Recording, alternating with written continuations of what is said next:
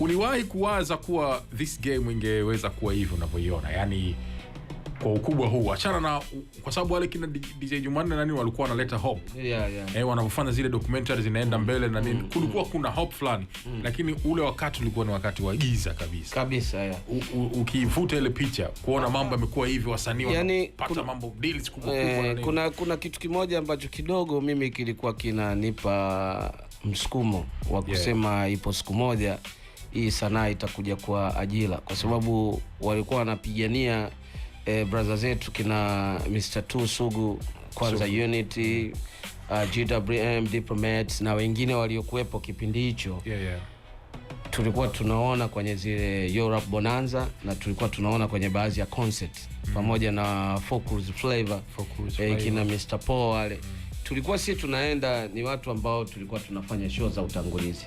Lakini tulikuwa tunaona kile kiasi ambacho kwa kipindi kile walikuwa wanalipwa kilikuwa kinatosheleza kwa Kim.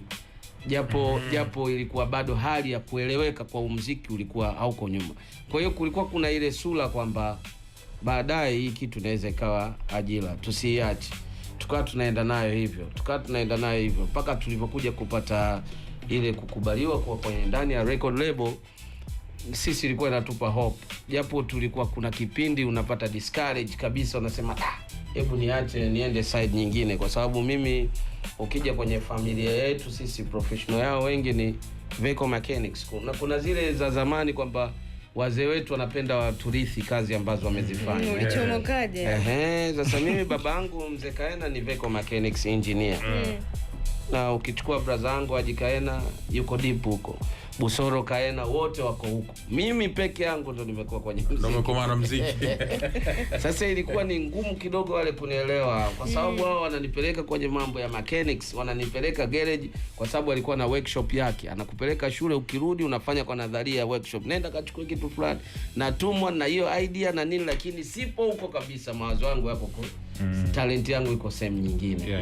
Na kutokana na watu walionizunguka, unajua sisi na GWM sisi tulikuwa tunaishi wireless kabla ya mikoroshini kama kawaida. Wewe unafahamu watu zetu ni hao GWM. Tukitoka pale tukienda Taifa B tunakutana nao michano, tunapata zile street version, zile street battle, tuna freestyle, mitindo huru ile, mara tuko mikoroshini kwa kina Chief Lamson Zavara. Lakini ilikuwa na to discourage. Unakwenda kuna kipindi unasema sasa mimi naacha, bora nirudi kwenye kitu ambacho wazee wanasema. Wakati mwingine unakwenda. Kwa hiyo ile kwa mbali kulikuwa na hiyo hali ya kuonyesha kwamba kutakuwa kuna mabadiliko fulani baadaye ambayo yanaweza katuweka sehemu nzuri, kwa sababu ile documentary baada ya kufanya mimi hata sijui, lakini siku nilikuja kulipwa, tulilipwa kwa kipindi kile ilikuwa kama $50 hivi, ambayo ukichange ilikuwa kidogo. Kumbuke ilikuwa kidogo, unapata umatemate. Unapata umatemate. Kwa hiyo kitu ilikuwa inatupa hope. Ilikuwa inatupa hope. Sawa.